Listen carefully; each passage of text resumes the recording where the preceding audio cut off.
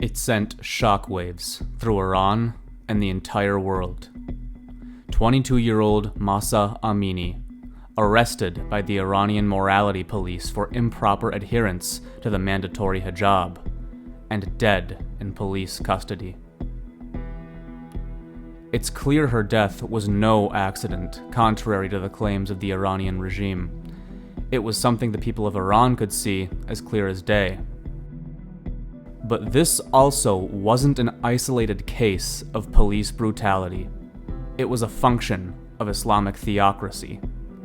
A woman who had dared to transgress the bounds of religious modesty, signified by the symbol of the hijab better than anything else, and she needed to be punished.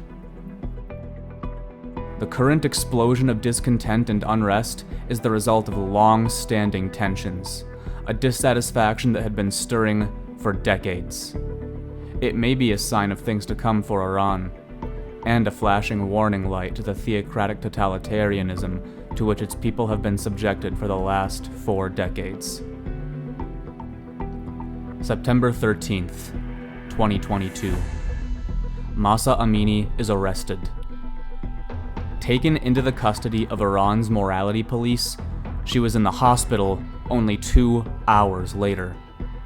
She fell into a coma, and within 3 days, she was dead. Iranian authorities said that everything had been above board, that Amini had died a sudden, inexplicable natural death caused by heart failure.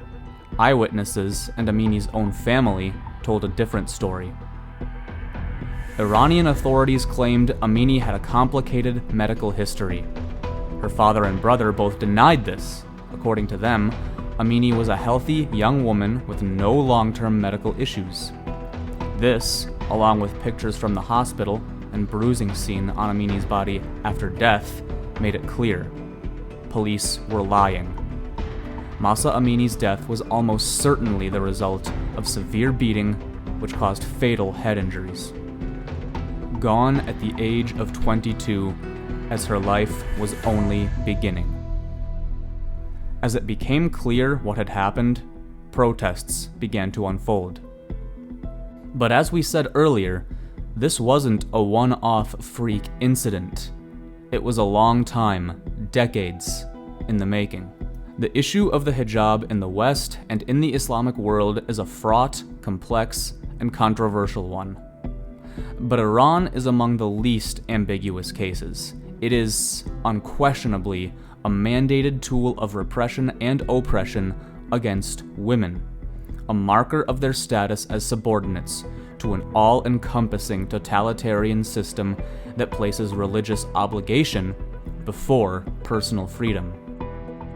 This has been the case for more than 40 years, since Iran's Islamic Revolution. This fateful event saw the end of the US-backed monarchy in Iran, and with it, the end of secularism. The lines between mosque and state were dissolved, and the new Islamic Republic cast itself as the supreme authority over Iranians' lives, legal and spiritual. Naturally, legal requirements that citizens follow Islamic doctrine would follow. The new state would proclaim absolute authority over its citizens' ways of life, for the good of their eternal souls. So came the hijab mandate. Women were forced to cover their hair in public settings by the full force of the law. It was one new imposition of many, designed to ensure obedience and moral uprightness, including updated, stricter, and more brutal blasphemy laws, muzzling anyone who would dare speak critically of Islamic doctrine or custom. Since then, the Iranian people have borne the weight of the Ayatollah's fundamentalist rule. But they didn't always do so quietly.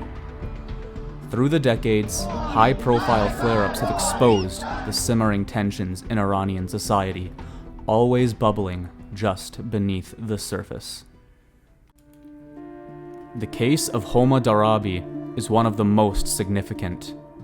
A professor at the University of Tehran, She was dismissed from her post in 1991 over a purported failure to adhere to hijab requirements. Despite attempts and legal rulings in her favor, she was never restored to her post. In 1994, she shocked Iran and the world, publicly immolating herself in protest of the hijab policy. An extreme case, but one that revealed tensions at the core of Iranian society. This goes far deeper than a distasteful dress code. Homa Darabi did not go as far as she did because she simply didn't want to wear the hijab, but because of what the hijab represents: the subjugation of free will and personal autonomy. The tensions carried through all the way to 2017, when Vida Movahed engaged in another public protest, tying her hijab to a stick and brandishing it, uncovered. This inspired protests against the compulsory hijab in the months that followed too, which spread nationwide. But this was all only build-up. It revealed the discontent that always comes with authoritarian repression, but it didn't truly explode until the murder of Mahsa Amini.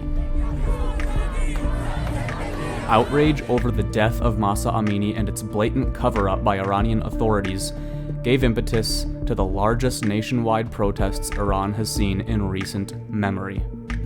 Protesters have demanded an end to the compulsory hijab, expansions to women's rights, and this focus has since expanded to include the end of the theocratic, totalitarian regime. The state has responded with brutish cruelty. All the while, the cost of human life has grown, and the tragedy of Mahsa Amini repeats. As protests have exploded and threats to the regime become more serious, the authorities' whips have lashed more violently. More murders of women and girls who, like Amini, refused to be cowed into submission. The lethal quelling of protests, approaching massacres of innocents. It's an inflammation of the dynamic that has existed between Iran's people and authorities since the Islamic Revolution. Forced compliance with religious regulations by the point of gun and sword. This is not happening because of the hijab alone. A massive web of complex issues led to this moment. But the hijab may be the best symbol to represent the burden Iran has subjected its people to for so long. The core of what's happening in Iran is control. The hijab mandate is just one method of many the Iranian government uses to exact this control, and they do it for the sake of their religious text, which no worldly authority or logic can impugn. It's a totalitarian ideology that subordinates women to men and the autonomy of all people to God. The forced hijab, an article of clothing designed to conceal a person, to dampen their expression of themselves, represents the entire project of the Islamic Republic distilled into its purest form. And, though it robs freedom from everyone, women who live under Islamic fundamentalism bear an especially heavy burden. The Quran and the Hadiths are unambiguous. Women must be modest and submit to men, and the hijab is an enforcement mechanism. This permutes in countless ways through Islamic scripture, custom, and orthodoxy, and in ways we can still see today in deeply conservative Islamic societies. Honor culture and male guardianship laws are foremost among these. Violence against those who resist these doctrines is all too common. Which leads us back to Mahsa Amini, the one who lit this fuse.